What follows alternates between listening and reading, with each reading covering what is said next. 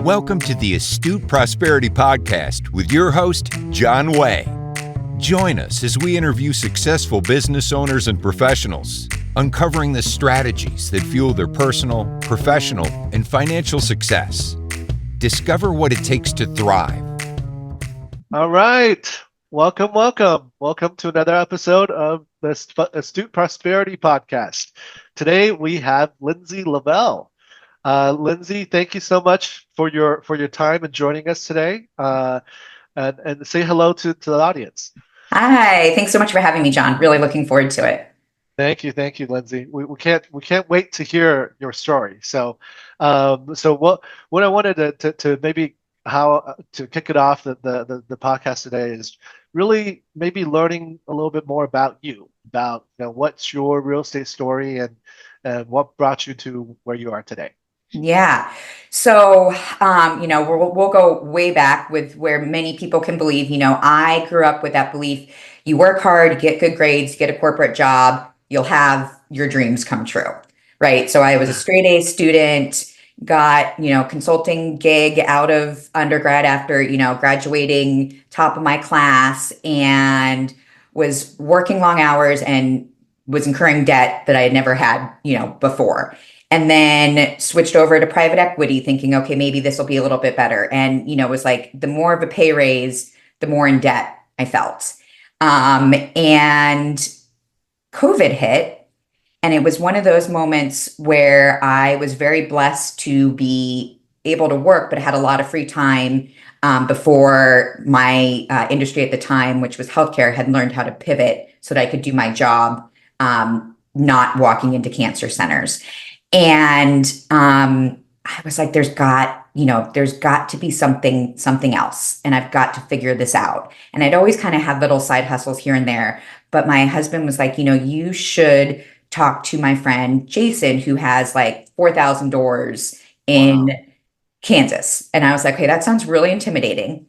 It's great. He shared a spreadsheet. I had no idea, IRR, BRRR, all these things. And he's like, listen to this podcast, gave me some podcasts to listen to. And I just started listening to them nonstop. And it was one of those where it felt like I was learning and listening to Mandarin at first, but you just start to pick it up. Right. And now that spreadsheet, I look back and I'm like, oh, it's so simple. It's so funny how intimidating it was at first, all these acronyms, but it's not rocket science. And if I can do it, anybody can do it.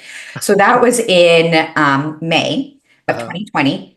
I bought my first house that July.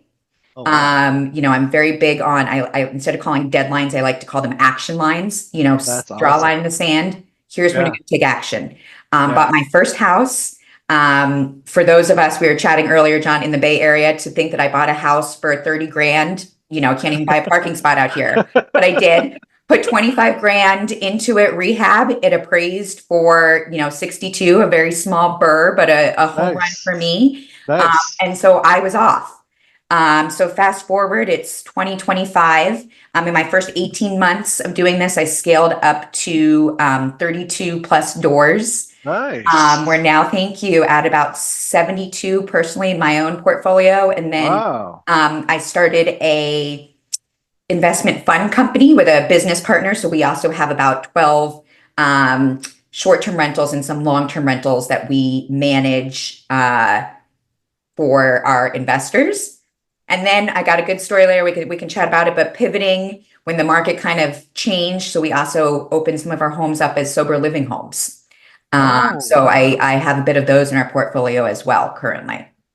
Wow, interesting. Wait, so kind of like a tangent, but like what made you get into the sober living space?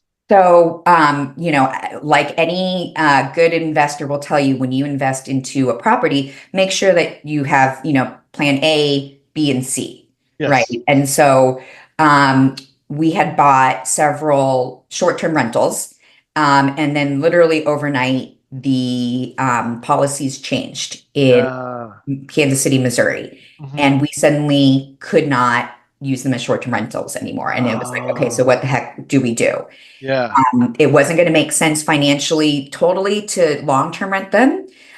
So I was looking around and I came across, this idea of sober living. And, I think here in the Bay Area, unfortunately, we see a lot of individual touched Yes. by addiction and Yes. being without housing. And so just started to dive in again on the internet, all these resources, great groups, and turned our homes from short-term rentals into 2 men's homes and a woman's home in the Kansas City, Missouri area. And that was about 2 years ago now, still going strong.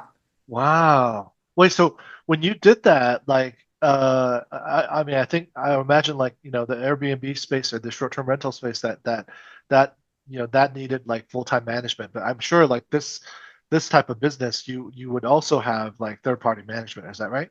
So I was managing it all myself. Oh my God. Yeah, yeah. I'm a big believer in delegating. So I have a team of virtual assistants Oh who, wow. I don't know where I would be without those lovely individuals. Yeah. And so it's a lot about putting processes in place. But yes, for a while there, it was me and only me. And then again, I finally got to the point where I put a regional kind of manager who's there between me and the homes. And that was, huge, huge relief. So now it's much more of a Streamline streamline. process. Yep, Yeah. exactly. Yeah. Wow. That's amazing. Wow. I think there's a lot to unpack in there. Thank you. No, okay, so kind of going back to what you were your beginning, right? And then now to the 70, like you said, 72, 74, Mhm. 72 units. You went really fast there. Like how did you go from the very beginning to growing to 40, 30, 40, and then scaling now to 70 something? Yeah. So for me, it was all about really leveraging mentors, network, and coaches. And so I ended up, my first property was in St. Joseph, Missouri, which, when you're here in the Bay Area, you're like, where the Where is heck? It's not even Kansas City, Missouri. It's not even a secondary, it's tertiary. Yeah. But I ended up there because I had connected with a wonderful gentleman through Bigger Pockets community. And he was like, don't, I live in Reno, even over here is overpriced. Check out St. Joseph. And because I followed up with him, because I took action on the advice he gave me, sent thank you letters, he was willing. He's like, when I wanted to reach out again, he was like, I can tell you want to take action. And he was willing to give me more and more of his time. And so he introduced me to his network and took me under his wing and, was able to build a team there in St. Joseph, Missouri. And I'm real big. Once you kind of have your nuclear team, you can invest it anywhere in that area. And so I was able to scale quickly. I was doing the BRRRR method. So I was able to rinse and repeat a lot of my finances, right? Pull it back out, which allowed me to, grow that portfolio pretty quick until I had to, start getting funding. The other key there then was to make relationships with local banks because you're going to quickly hit that, limit of 10 conventional loans. So I started making connections with local banks and credit unions in each market I was investing, which allowed me then to access more funds and grow my portfolio. Interesting. And then how about the fund side? Like you mentioned, you started a fund with some partners and that, right? Like to investing in different stuff. Yeah. Like, So share with us about that. Yeah, so we have 4 funds, Wow. about a little over 10 million in assets under management. Wow. We started off purely focused in short-term rentals, and the idea was each fund would have, a short-term rental in 1 to 3 different markets. And we grew that. We did, like I said, four funds. The last fund, we actually ended up pivoting a little bit and focusing on only long-term rentals. But we have a management company that we started ourselves, again, between VAs and other individuals called Wanderlust Stays. So we keep all the management in-house, which allows us to keep, costs low and be able to make profit for the investors. So that was definitely interesting going out, fundraising, learning how to, do all of the paperwork and, adding that type of legal team as part of your, nuclear team. So very interesting process. Really enjoyed it. Right now, that's a bit on hold just with where the market is and uncertainty. Sure. But those 4 funds are chugging along right now. Wow, that is impressive. That is really Yeah. impressive. Thank you. Yeah, no, that's like it just seems I mean, with the different lines of businesses so far, from our conversation, I feel like everything just comes really it sounds very easy coming out of you, but like I'm sure it's not. It's not. And I'm real big on full transparency. So like my husband and I, we don't have kiddos. So I've got a lot of extra time. So I always want people to, it's hard not to compare, right? So give yourself grace for your experience. I was able to dive, in and work on this, long hours of the day. But that doesn't mean that you need that much time to be able to scale and do it quickly. Because really, once you start, it becomes just like a muscle, right? And you no longer think about how to ride a bike, right? So I promise you can get there. You just have to give yourself the practice. That is amazing. Like, I mean, with the whole like I guess structuring the scaling, going from just building, the business that you have in the sober living, and then the fun space, like hiring the VAs and setting up the maybe standard of operating procedure like SOPs for all these other businesses. Like, does that just comes natural to you in terms of like, the way to set it up and the structure and all that, or did you get some help or coaching from other folks? Definitely got some coaching. I joined some masterminds, which, even though I probably was on the higher end of how many doors I own for some of the masterminds, there's always stuff that you don't know that you don't know. Right. And Right. so that was great. I also hired coaches along the way. I'm a big believer in, if you want to go far, go alone. You want to go fast, have a team. And there's so many things that having that coach or that mentor, there was a situation where one told me, okay, make sure when you sign this deal, you put the and or signs, when you sign a contract. That ended up saving me from losing $10,000 of my earnest money because I was able to assign it over to somebody when I wasn't going to be able to close that deal. Yes. And things like that. So that paid for that coach, that mentor, in their, worth their weight in gold right there. For sure. Yeah. And a lot of it too was just trial and error. And I just tell people, buy something that's in your comfort zone. If you were to lose it all, which odds are you're really probably not going to, but just in case you're Right. Okay. Yeah. Maybe you're not making a ton of income, but there's so many other things to real estate. We just focus on the cash flow, but the tax write-offs and the appreciation and the depreciation, that it's like it's really hard to completely lose. Right. Right. It's a forgiving investment. Right. Correct. Yeah, totally. And you asked if it came natural, setting up processes and stuff. I'm terrible at that. Which is why I have a team. I'm very good at building the plane as I go. So my team will tell you that. But I've learned you have to put those processes in place if you want it to be sustainable. Yeah, no, I believe that. I mean, I'm very, very interested in how you build it. Just because it's, scaling for a lot of us in the real estate business, it's hard. It's a lot of people kind of get stuck at different levels. So there's different bottlenecks, and so, to me, that's really fascinating. What what you have done, and it's only within a short period of time. That's really awesome. Thank you. So what would you say is from when you first started till now? What would be the biggest advice that you would give to someone, maybe to give to yourself when you first started? Now that you've gone through a few years in the space.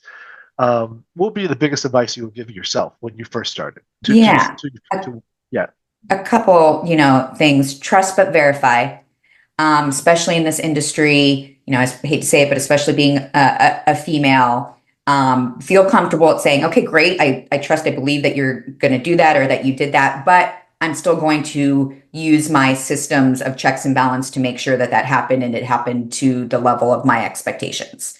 Right. Because I think sometimes it's like, oh, but he did me a favor and he went and fixed the door for me. And it's like, but I am paying him. Yeah, exactly. I still need to make sure that it was done correctly, done, especially when you're doing what I'm doing, long distance investing. Everything, Yes.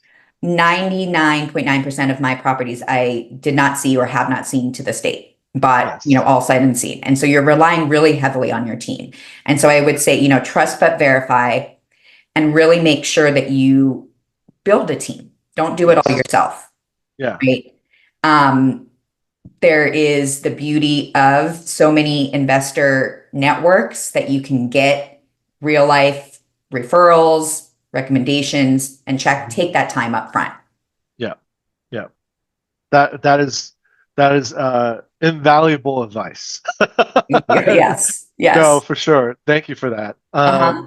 What now? One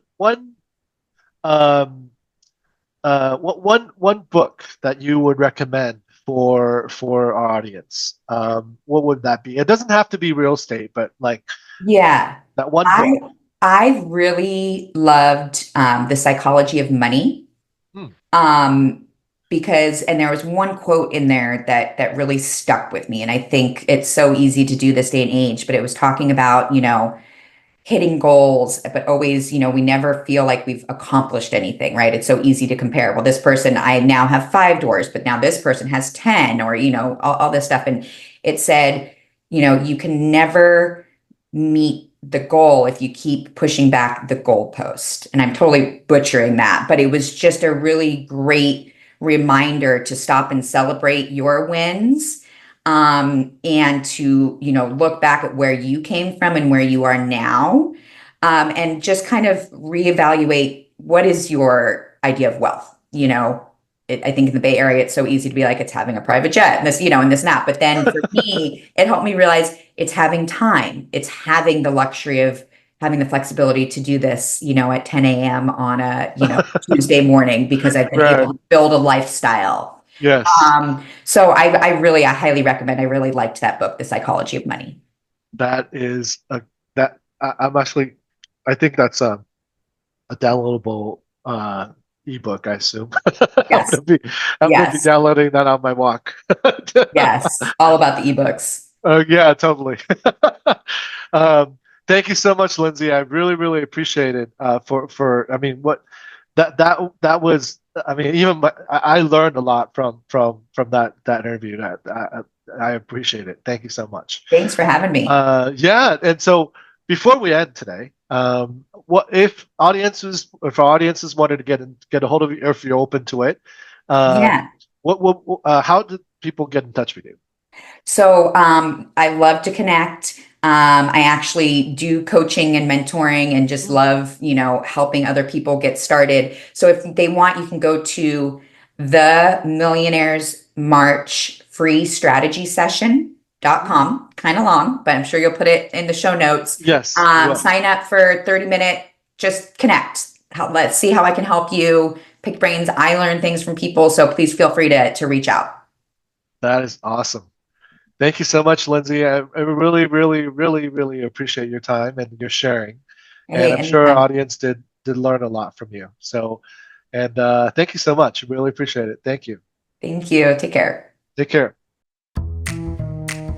You've been listening to the Astute Prosperity Podcast. Want to be featured on the show?